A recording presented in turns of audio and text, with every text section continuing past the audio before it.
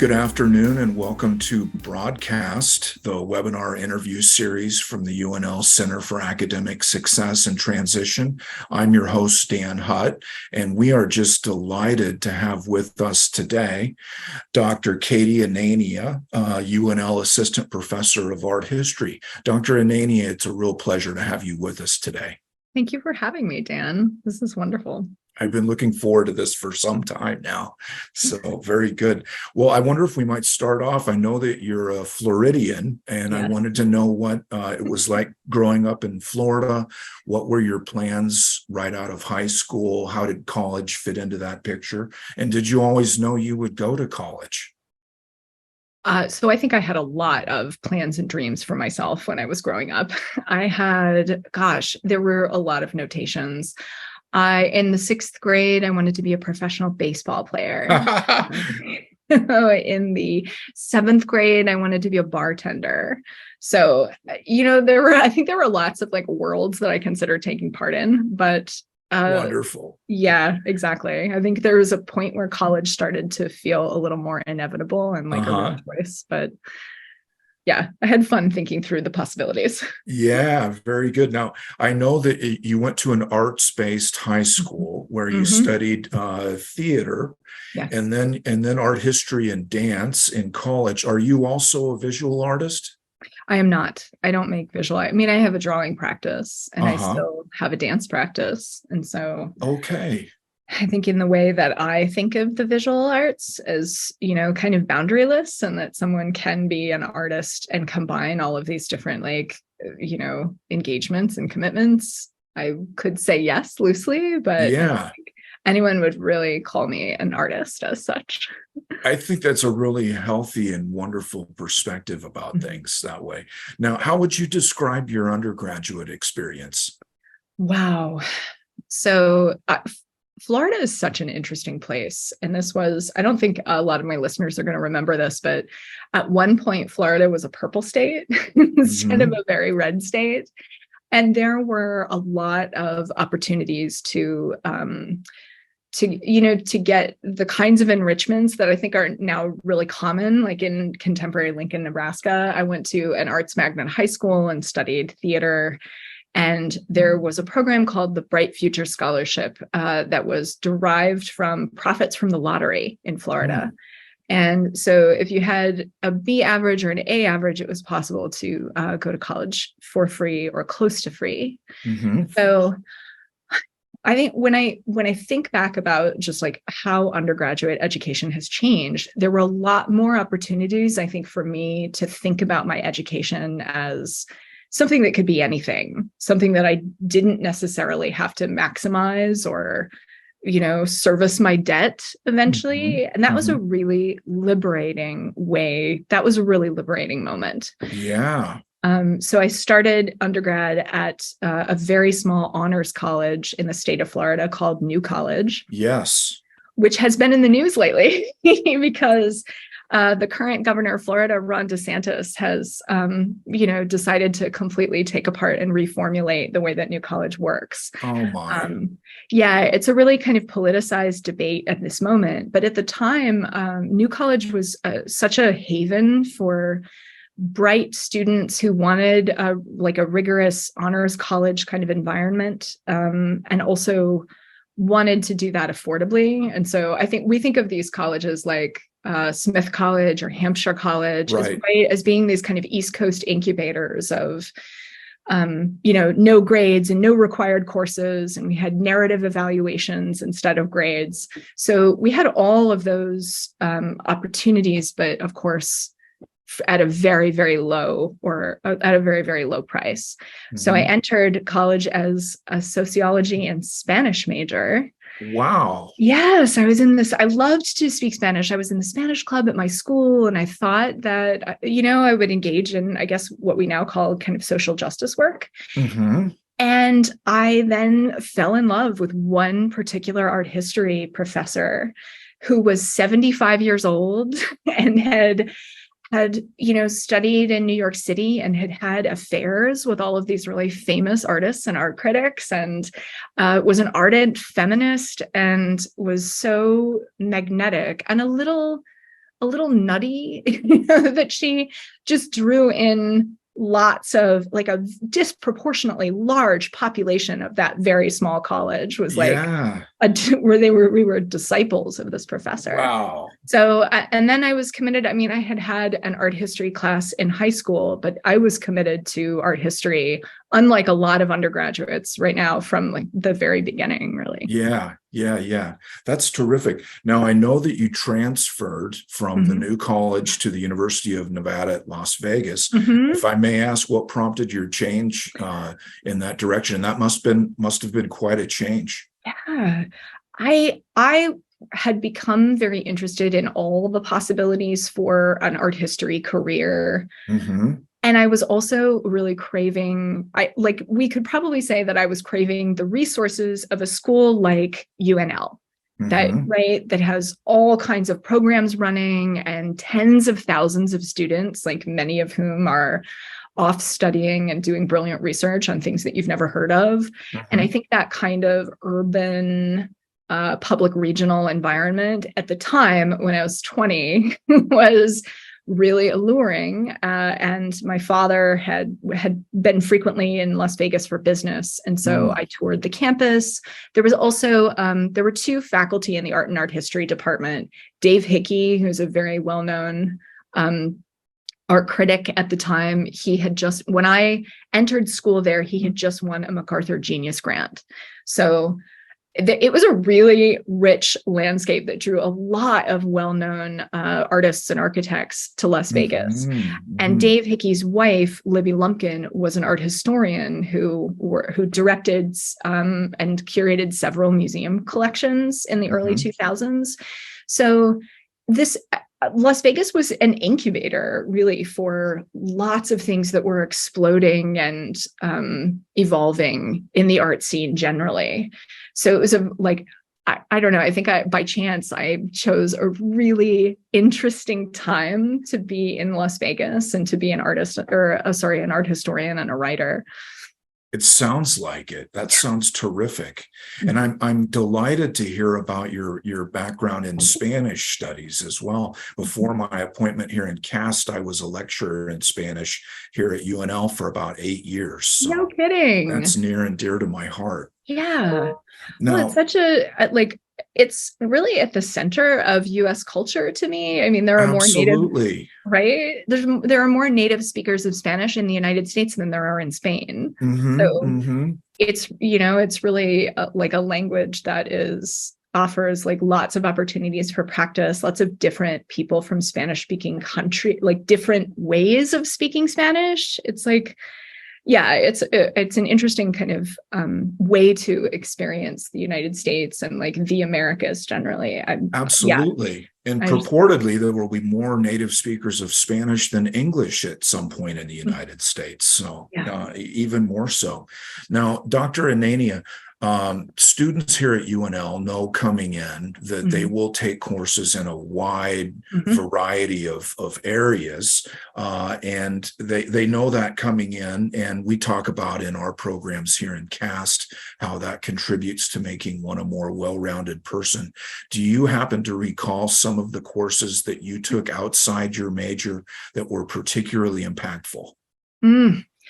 Yeah, I should say that I love our ACE curriculum because I think it motivates professors to design courses that impart the basics of their subject, but are also really appealing to students. And so I love that you feel that way. That's terrific. And so I'm thinking about formative classes. So thinking back once again to that, like first art history professor, I had a really stimulating class called Modernism and Madness. What a great name. It was so thrilling. And it really introduced me to like the pleasures and perils of the 20th century and the 19th century. These, reading Freud for the first time, and reading Michel Foucault, who is like this French theorist who focuses primarily on ideas about why human beings are forced or compelled to do certain things. And so it's about, writing about madness and writing about prisons and and so there were so many interesting projects in that class. It was a very small seminar. So I don't know. That was maybe my most formative experience. I also had a great introductory course called General Biology in a Cultural Context. Uh-huh. And that was where we took a lot of these biological processes that I think a lot of us like learn in high school and some AP biology classes, and apply them to or study them as they flourish in the real world. And so students broke out into groups and like made homemade beer to study fermentation. There was a student who made like a little zine, a little homemade magazine about herbal abortion techniques. Like, wow. So yeah, exactly. Thinking about how these things are received and thought about, and like how they actually are everywhere in the world. That of course was my first experience at being genuinely interested in science. Yeah. And it was amazing. It sounds amazing. A couple of years ago, one of our guests here on BroadCAST was none other than Lincoln Mayor Larry and Gaylord Baird. And I asked her that same question. I believe, if I recall, she was a sociology major in college, but I asked her what courses outside your major were particularly impactful. And she immediately said art history courses. She said that they contributed just to making her a more well-rounded person and an informed person. Mm-hmm. I wonder, what would you say to young students considering a focus in art history? I would say absolutely commit to art history. And do you know why? Because I think that having the opportunity to really think through why artists do the things that they do with the tools that they use, and what those effects are on the public at large, how the work that artists do really changes the world and changes thought, is such I just can't imagine spending your time in college in any other way. I mean, it has relevance to careers in things like medicine, where you really have to train yourself to look closely at, x-rays or petri dishes to make careful diagnoses. I think art history is closely related also to things like the law, where you have to prepare an argument really carefully and get people on a jury to all agree and be in alignment at something that they're looking at that is otherwise like maybe a little nebulous. You like put it to a narrative. In the sciences, where you have to think critically about like a body of water and like the land rights to that body of water, and how like lots of different constituents see that body of water differently.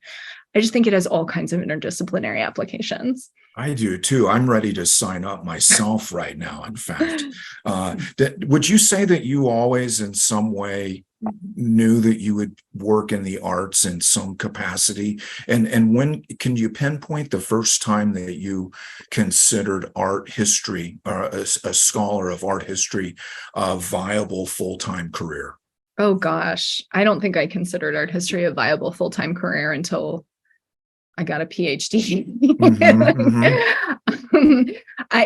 There's so much that's worth talking about. I think when we talk about the ways that other people want to talk about your choice of major, I think that's a really a thing that a lot of my students in the art department are thinking about right now, that to major in art or to major in art history, it often means that you have to continually like defend yourselves. Yes. You have to defend yourself to any random adult that feels that somehow feels like they have a right to comment on your life choices. And I just find that so fascinating, because one of the things that being in art and art history and in these communities taught me was that if you really want to make the kind of future that you want, especially if that is an unusual future in any way, you have to hustle. Yeah. And so I actually think that the people that I mean, my students are generally people who are very determined and really creative and committed to making creative solutions for getting their needs met in the world. So I think, like, besides my own career trajectory, which was, unusual in that I got an undergraduate and an undergraduate degree and a master's degree and a PhD in art history, which often doesn't happen even among professional art historians. Yeah. I think there's, I think the thing that influences people's choice of career it's actually there's so many variables, the really charismatic professors that you encounter, or a question that you get curious about and really want to kind of nurture that over years or even decades of study. So there are so many benefits, I think, to being in an art making kind of environment in terms of like contemporary mandates to be innovative always. I think the artists, the designers, the performers that I know are all the innovators, and they're the most committed people to thinking carefully and differently through different kinds of problems. Absolutely. Last semester, one of our guests here on BroadCAST was band leader of Semisonic, author of Closing Time, Dan Wilson. And I asked him that question as well. Or my next question to you about what the precariousness of an artist's path and whatnot. And he said, in similar terms as to you, that never worried him because he's always had to hustle because he has an unusual choice of career, so to speak, and he's very confident in his ability to find work if he needs to that way. Did you have to work a series of miserable day jobs before you landed your first appointment at the San Francisco Art Institute? Yeah, I absolutely did. I mean, my jobs were nothing but a series. I mean, I wouldn't say miserable, because not all of them were miserable, but they were, the kinds of jobs that like tend not to pay too much money, but really introduce you to a lot of truths about human nature. Oh, yes. I was a hostess at Applebee's very briefly. I don't know. I like to think of that as the first moment that I started getting interested in like critical studies of food, and how food is advertised and what people like. Having read so much of your work, it is impossible for me to imagine you as a hostess at Applebee's, I have to say. Oh, well, I mean, the training was probably 5 minutes for that job. Right. I could help you become a hostess at Applebee's. One other job that continues to be kind of special to me is that I was a file clerk for the MGM Grand Corporation, the MGM Mirage Corporation, which is like the umbrella corporation for a lot of Las Vegas Strip hotels. Yeah. So, and that was kind of delightful because I was witness to this enormous corporate machine that kind of kept Las Vegas running. And I got a sense of like all of the different people that come to one particular place to live and work. So, I mean, Las Vegas for a long time was known as like the place where anyone could go and live a middle-class life. All of the casinos were unionized, all of the, so all of the hotel maids and wait staff, they all like could buy houses like in like really nice neighborhoods. And so you were the sort of cultural matrix was like really lively and really interesting. And I also like Las Vegas was also a place where it was a little easier than say in New York City or Los Angeles to get a job in the cultural sphere, Yeah. in the Yeah. right, getting a job as a creative. So I was also an education assistant at the Las Vegas Art Museum. I worked as Okay. a docent at the Las Vegas Guggenheim. So you could actually engage in and get an ownership stake in so many of the really important parts of global culture, which was Very good. really thrilling. I have a long question here for you, if you'll indulge me for just a Please. moment.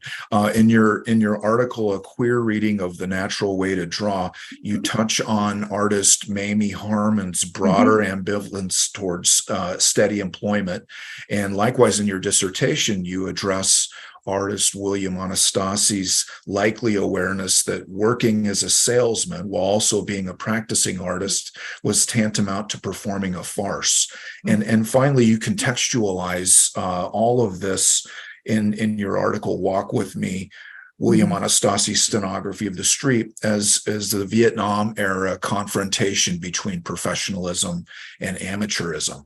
And I've learned from your writing how another artist that you address, Carolee Sheenman, worked at her drawing back in the 60s and 70s, 6 hours a day or more. Artists often have a different set of priorities and a different view of day jobs and careerism, would you say? I absolutely agree, Dan. Okay. And I think we can get an interesting critical purchase on understandings of work now in 2023, because I think a lot of people like to talk about work in 2022, 2023 as this way to stay ahead of this constant wave of precarity that is always at bay. And so work is this way to evade or escape from not making enough money forever, and a way to get a piece of the pie for yourself. And that's very much this framework authored by this neoliberal moment that we live in now. An interesting thing about art making and design in the 60s was that it was much easier to support yourself working part-time or selling your work and then having a little teaching job on the side. That wages just went a lot further. And so people had generally much more time to devote to things that they found more interesting than work. So, and this has been written about, I think, a lot by art historians, that artists were then and continue to be instrumental in asking these critical questions about what labor is and what labor is supposed to be. What are we doing when we work? Are we supposed to enjoy it? Is it a way to distract ourselves? Is the difference between work and leisure, does that always have to be completely bifurcated? Yeah. Can you cheat your way into having fun at work or working as fun? So I think some of the artists that I study who kind of, who make art on the side or make art as an arm of any of these other kind of entry-level job practices, really signal that. There's actually a great show at the Blanton Museum of Art in Austin, Texas right now called Day Jobs. And it explores just this notion, what kinds of other jobs have artists worked either to support themselves or to integrate with their practice. And the curator of that show, Veronica Roberts, was my old boss when I worked at the Blanton. And so it's the result of this really years-long research process of asking artists, what do you think about work? What have your jobs been? It's fascinating. I could talk to you all day about this one question. Absolutely. A former BroadCAST guest, former Nebraska governor and U.S. Senator Bob Kerrey, talked about how in the late 60s, early 70s, he could work as a bartender in downtown Lincoln as a student, 20 hours a week and pay for everything. Mhm. His tuition, housing, the Yeah. whole works. So a different time. You're absolutely right about that. I know. It's actually a very political matter, is it not? Yes, absolutely That what so. wages allow you to do. And actually, just like this is another thing that I've been thinking a lot about lately is that we have nowadays we have a lot more ways to diagnose people who don't work the way that we want them to work, like people who have executive function problems. I mean, I'm not discounting or challenging that as a legitimate pathology. Sure. But it's interesting that our first impulse, I think, is to not look at the nature of what is being asked of us, but it's instead to pathologize the people who just like can't work the way we want them to. Absolutely true. Yeah. Yeah, I agree with you. Absolutely. Now, Dr. Anania, if you'll accept my assertion, and I mean this with all due respect and with great affection, having read a lot of your work, you are into some wonderfully weird art. I love it. I love it. From the paper-based corporal performative art of Carolee Scheinman to the seismographic pocket drawings of William Anastasi. And I really got the sense from reading your work that your scholarship itself really works to expand the layperson's concept of what art can be. And it seems to work in tandem with your observation about Anastasi, of his view that any mark is as good as any other, regardless of the impulse or the entity that generated it. Do you see it that way? And likewise, does it occasionally bother you when people aren't as open-minded? You know, I think some of that interest comes in being really easily stimulated by even the smallest kind of sensory provocations. And I really don't mind. I mean, I have worked on a lot of just like basically things that like might look to the layperson like scribbles, private notations that artists or designers make to themselves on napkins, proposal drawings for performances that never get made, all of these kind of hidden or lost parts of the archive that, I think like could be maybe not seem to matter to a certain segment of the population. But the truth of all that is that this is the kind of idea making that we all do. And that if an artist chooses to highlight that in their practice, and isolate it and explore what it means to just like make a mark on a piece of paper, it's actually deeply relevant to the contemporary moment where so many of like our gestures and the things that we do with our body are monetized or financialized. I mean, I'm thinking of the way that like, when you swipe something on your phone, it earns a corporation money. Yes. There are all kinds of ways that actually, the most seemingly peripheral gestures that we do and make, they really matter. I mean, even your eyeballs and the way that they move are monetized to corporations who like to track what you're looking at. So absolutely right.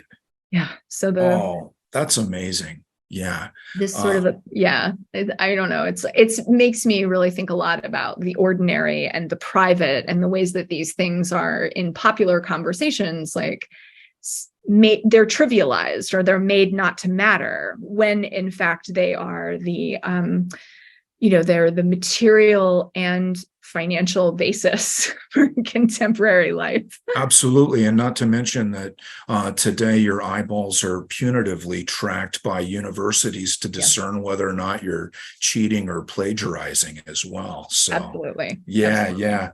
Dr. Anania, in your work, Walk With Me, you address Anastasi's description of his work as dumb art, and alongside Susan Sontag's invocation of Walt Whitman Whitman and her work on photography. It calls to mind to me, I'm a music guy, and it calls to mind to me the equally self-taught mid-60s Brian Wilson of the Beach Boys and their legendary album Smile of 1966 and 7, which was originally entitled Dumb Angel, also invoking Whitman in Crossing Brooklyn Ferry, Dumb Beautiful Ministers. Were you aware of this analog?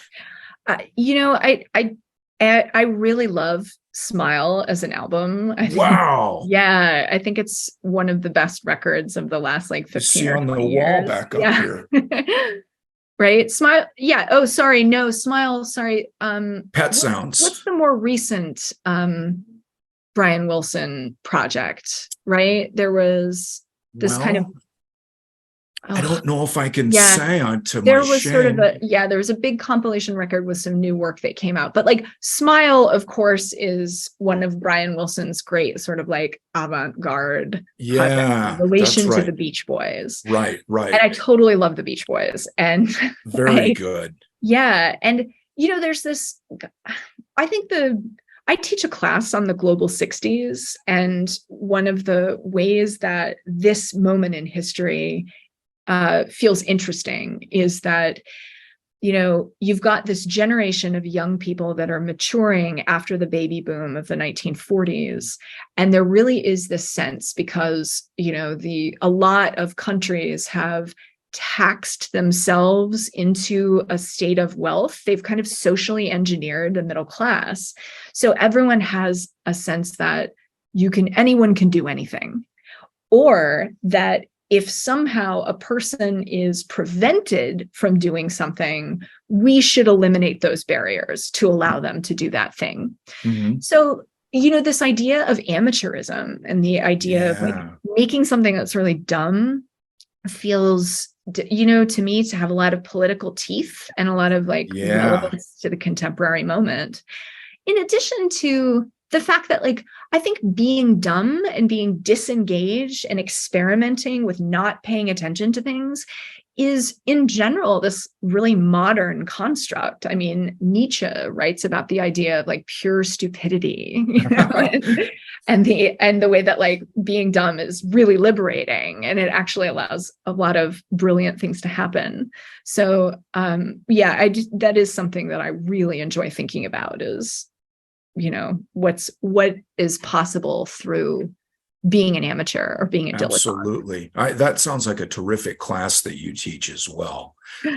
Now, I love your characterization of Anastasi's seismographic pocket drawings as being like the needle on a turntable, especially since he was such an apt appreciator of vinyl records. And I wonder, you mentioned that his wide tastes in music, from Beethoven to Mozart to the Beatles to Dusty Springfield. Has any work ever been done in an effort to discern how listening to certain types of music affected his drawings? Well, Anastasi did do a series of drawings while listening to the Well-Tempered Clavier and all of the fugues of Well-Tempered Clavier. Okay. And he considered that work to be a kind of collaboration with the musician playing the Well-Tempered Clavier on the recording. So there's so much, I mean, in general, art and music are so deeply engaged with each other throughout history. But what felt compelling about that kind of project was that it was this way to, through this really meditative practice, kind of feel your way through the experience of listening to music, and leave a visual record of that experience that you had entered into, right? That you were a dancer to the performance you were listening to, or that you were fundamentally in conversation with this sensory and immersive, right? Because everyone is now spending a lot of money on these hi-fi stereos. It's an immersive experience. And so, there's just something I think so just so wonderful, especially about Anastasi and his commitment to the making these ecstatic experiences out of something so ordinary and so private. Yes. Making the paper into this like membrane of possibility where you can put a part of your body onto it as your whole body is listening to and feeling music. It's like essentially a feedback system. Yes, absolutely. Yeah. Now, speaking of your teaching as well, I want to touch on something that really struck me in the Archives of American Art Journal article, In Conversation, Teaching with Primary Sources. You talk about getting your students to mobilize their feelings as research tools. And that resonated with me, with your quote from Henry Bergson in Walk With Me Once More. The most living thought becomes frigid in the formula that expresses it. And it was refreshing for me to see a perspective like that validates the emotional imperative in the scholarly world. Do you think that approach is unique to the humanities? I think it's starting to move out into lots of professional landscapes. Okay. I think people are beginning to recognize that feelings and affects, and especially, traumas or inherited traumas really affect the ways that people like live and work in the world. Absolutely. So there's this kind of attention to, I really like to think of feelings as an important starting point, especially to go back a little bit, that article that I wrote on teaching with primary sources is about inviting students into real life and digital archives. And just for anyone listening who doesn't know what an archive is, it's any kind of space where something left over from the act of making is stored. So like letters from a writer or an artist, or preparatory drawings, or old photographs, like anything that anyone has assembled about someone's life that they determined to be important. It's often kept in a temperature-controlled building or a library. And that is a big part of what a lot of your classes are going to invite you to get interested in, is like going through all of these like pieces of history and making a story about them. And so I think a lot of people like to think of history research or advanced like literary research or art history research as something that you have to be very serious about, and discount any of the intuitive or emotional messages that you get during your process, and instead just like be a good scholar and be objective and distant from what you're working on. So that's where that applies for me, is that no, actually you can follow some of these initially very really kind of digressive thoughts that you might have, like, oh, that's gross, or like, what in the world is that? Or I'm so shocked to see this kind of photograph or this kind of evidence in the archive. So anyway, that's a really kind of granular like way of unpacking that. But I find your response entirely refreshing, and I was doomed in my master's work in English, where I wrote mostly about smile and cultural studies surrounding that. And one of my professors wrote to me once, "Dan, you sound like a fanboy," and I thought, I'm doing it right, because that's exactly what I am. And there's this, it's so interesting to think about, right? Because the way that the way that like college tries to teach you to think is that like zeal is different from analysis. Yes. There are two. And I say that to my students too. If you're writing about a work of art and you're just sort of opining randomly, or if you're burbling positive things, or you're like uncritically loving a work of art, you're not necessarily doing your job. Yeah. But if you're asking things like, why are my initial reactions so full of love and devotion? Why am I so into this? That is a crucial part of like, you understanding yourself as a thinker, and you thinking through the material. It absolutely Yeah. is. So Now, fandom is essential. I agree. Now, mobilizing feelings Mhm. also calls to mind what you've written about artist Richard Tuttle's work. And Mm. back to music for a moment, feels is the term that Brian Wilson used in Mhm. the 60s to talk about his modular writing style. And you mentioned in some of your writing that during this mid-60s, mid-70s time period, an art historical interrogation of feeling was underway. Maybe both of those artists were tapping into that same sensibility, would you surmise? That's very possible. Okay. People were thinking about feelings in very complicated and like maybe sort of occasionally inorganic ways in that part of the 20th century, because this was the beginning of the information age, right? This period immediately following World War II, when all of these computer technologies started filtering into the public and becoming products available for people. And so there were a lot of studies of feelings and interactions as kind of as mechanical, as systemic, as, something that like you put into something else and that generated a feedback loop, right? Norbert Wiener wrote all about the kind of the cybernetic understanding of human behavior. So feelings, and this becomes more important when a lot of feminist artists and thinkers in the 70s start saying, well, you're really only considering feelings in a certain way. What about the feelings that like women typically experience? Like, where is there space for that? I think in the 40s, 50s, and 60s, what you've got are people really trying to puzzle through how everyone interacts with one another socially, how structures of power kind of influence the way that we feel feelings and the way that we experience the world. So there's this like big systemic set of questions underway.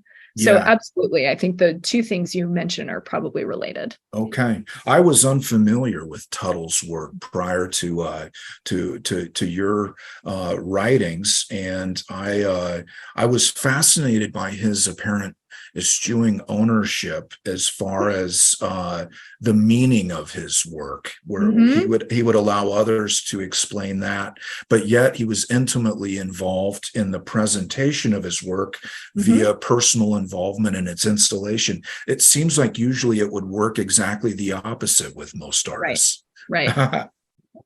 So, and okay, again, to give everyone some context who's listening at home, Richard Tuttle is another one of these 60s artists who appears in my book and uses very, very ordinary and cheaply available materials to make his work. Notebook paper, plywood, what else? Pieces of string, things that you would like find in a garbage pile or discard from your own home. And there's this way, I think, that Richard Tuttle especially makes artwork that where the most important things that happen in the moment that you're making the work. Yes. You have to stretch your body this way to unroll part of this sheet of butcher paper. And that in itself is like meditative and important. You are choosing, you're carefully selecting where something is going to go on the wall. I mean, that's this kind of fussy stuff that really lies in opposition to what a lot of people from decades before think that art should be, right? Art is like big decisions and like big emotions and, like only people with like really powerful thoughts and feelings do it. But what Tuttle is doing in his practice is basically just like something that friends get together and do, or like do in conversation with each other. Like, oh, where do you think? Should this go on the floor? I don't know. I don't really know.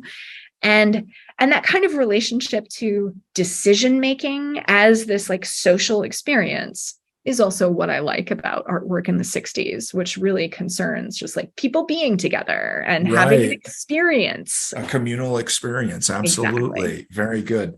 I was similarly struck by your observation in a queer reading of The Natural Way to Draw, how that book presents drawing as a way of connecting with the world without fixing it, and Mm-hmm. confronting the fact that we're not contained beings. That seems really unique and healthy to me, whereas lots of art endeavors to straighten or rectify the world, at least within the confines, the universe of that particular piece. Would you agree? Mm-hmm. Yeah, there are so many mandates in like the 21st century to like fix the world. Right, right. Where Yeah. I think everyone, and that's important, these questions of like, how do we repair the damage that humankind has done, especially in these like last couple of centuries of advanced capitalism? Really important questions. But is it always artists' job, is it always art's job to repair everything that these systems of capitalism that exclude art as a legitimate form of work have done? Yes, excellent point. Yeah, so I like that feels like something worth thinking about in this moment where even the most kind of cool avant-garde ways of making things are also simultaneously like captured by capitalism and like Instagrammed everywhere. And like, what does this do? It's this like obsession with kind of putting things to work and instrumentalizing them. And Yes. I don't know. Sometimes I just think that we should all maybe just be lazy a little bit. And sometimes, I mean, like I'm very, sometimes I see people being lazy and I want to encourage it. And I kind of think that that should be part of the way that we approach learning. Right, right, right. Now you've written a lot about visual arts that have a performative component. Do you think that your background in theater and dance planted that seed in you? Absolutely. I was interested in theater from a really young age. I thought I would go on to like a conservatory and, go on like the audition circuit. And so that familiarizes someone with a lot of different things. Anxiety, a real like a kind of self-consciousness and a relationship to your work that's like, how do I detach from being self-conscious and make something feel natural? And so, these like this borderline between performing something in the world and really convincing yourself that you are that thing, like that's a thing that I like to think about a lot. And there's, I don't know, there are a lot of ways that I think that kind of performances everywhere. Like we are, like a professor gives conducts a lecture that is a performance. Being a student is a performance. Like being a student and relating to all these people in authority is a performance. Like even they're like the ways that we navigate all the products around where we live, or like even the chairs that we're sitting in, like all of those things are like basically choreographies. And I don't know, I think one of the things that like art as, and it's circumscribed that way. And I don't even really like to say like art as a special thing, but like, I think there are lots of opportunities to rupture some of these performances that everyone is accustomed to doing and that no one really thinks about. Right. So that's it definitely stems from being involved in theater and like the thrill of something being a production. Absolutely. It makes all kinds of sense. I'm equally curious about your decision in your doctoral dissertation to focus on New York City artists. Yes. Let me try and remember what that was about.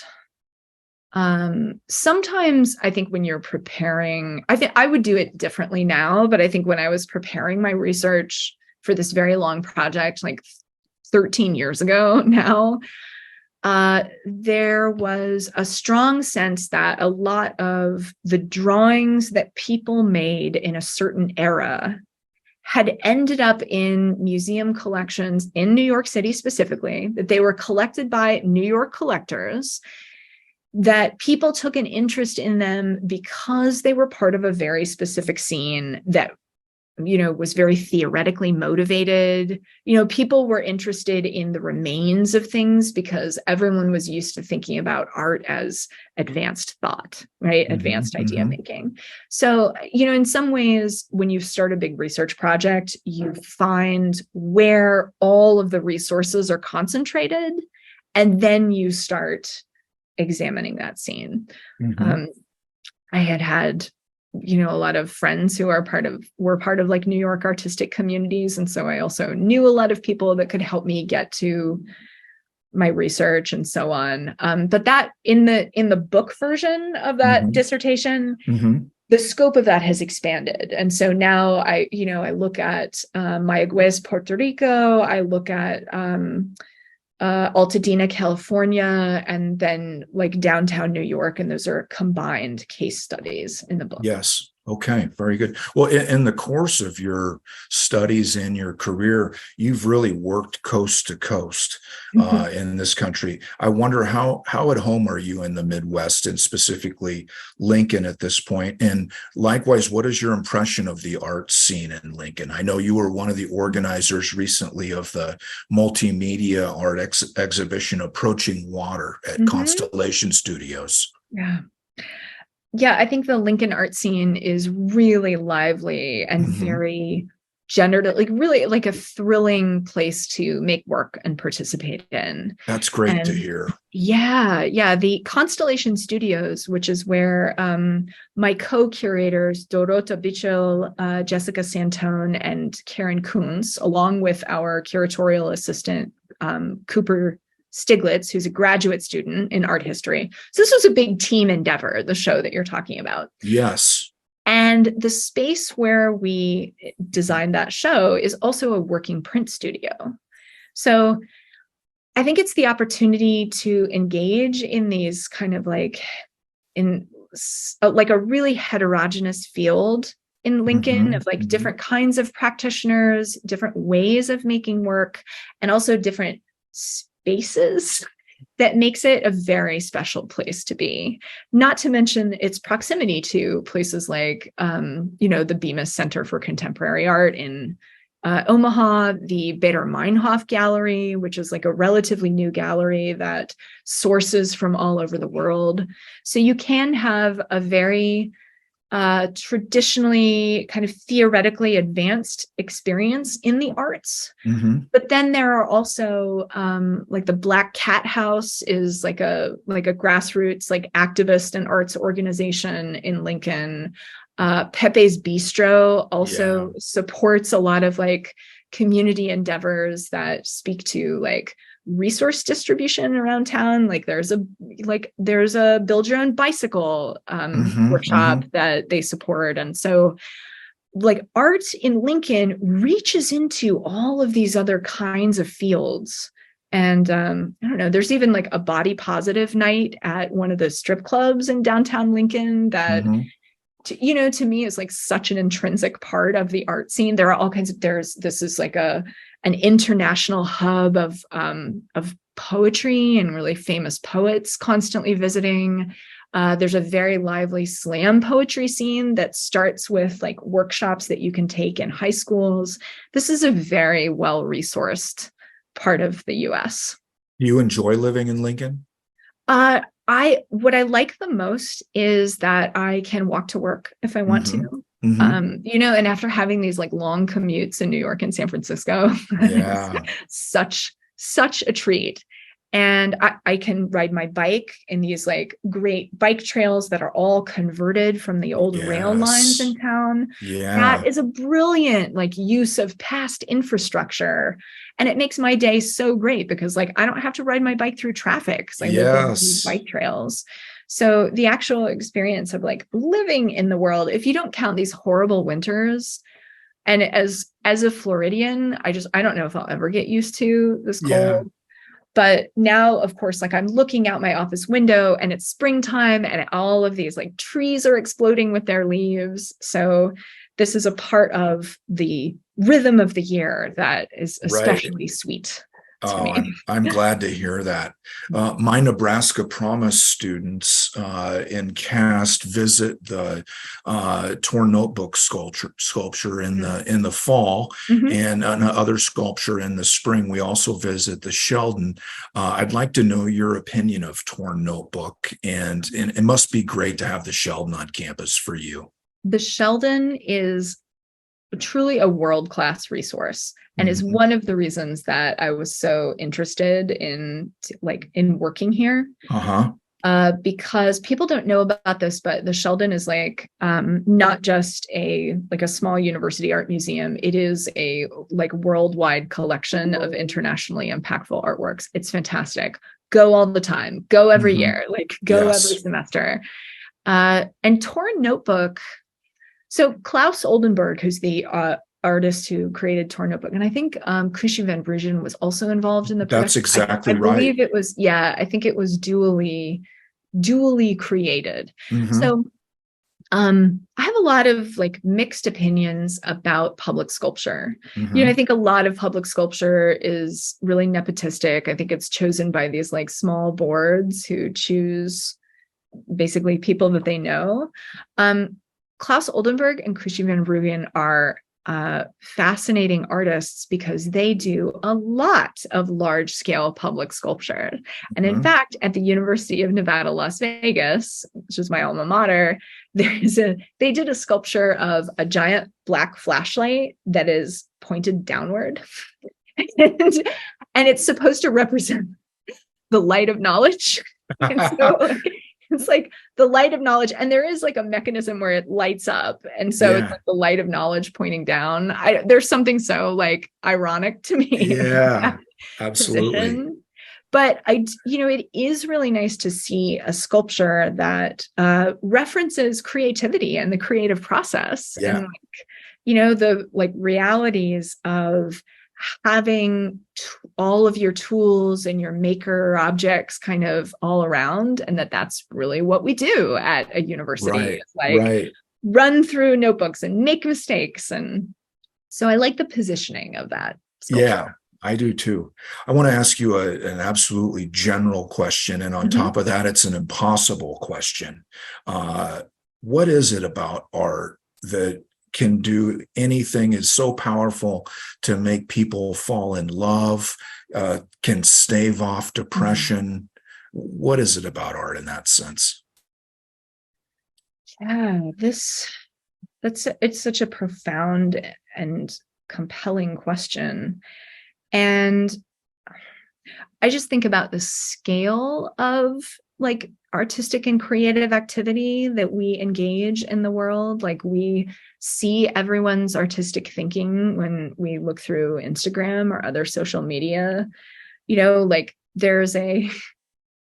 There's we've, I think, in the 21st century pioneered the 10-second or less video clip as Mhm. a major artistic form that it wasn't before. And I think the reason why these things are so popular, and the reasons that they keep evolving, is because the way that a lot of them start out is being completely economically useless. Mhm. They're detached from any sense of pragmatics or utility. And Right.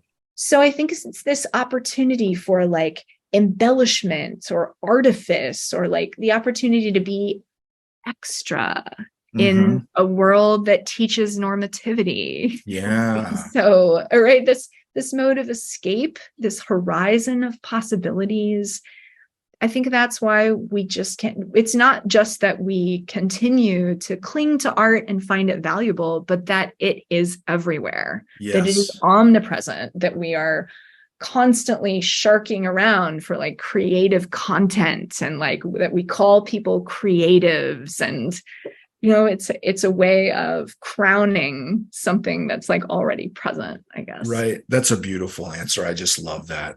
Now, a couple of questions to Mhm. finish up here, if I may. I'm curious, what are your tastes today in music, film, literature? Do you read more fiction or nonfiction? Do you have desert island books or records? I've been watching a lot of TV. I watched a lot of TV during the pandemic. But I think that for reading material, what's been wonderful to do is move into the genre of like the short essay. And those great short essays are easy to read when you're going to bed. They fit into my work schedule nicely. So I've been over the last year reading a lot of work by Gloria Anzaldúa, who's the Chicana lesbian feminist. Yes. I have lately become very into a Puerto Rican poet called Julia de Burgos. And she is, I think, one of Puerto Rico's like first so-called feminist writers. And she makes these beautiful poems about her relationships to the natural world, especially the natural world of Puerto Rico. So there are a couple of great poems about rivers, about specific rivers and like her relationship to them. She wrote a poem about herself to herself. So anyway, that's been great to follow.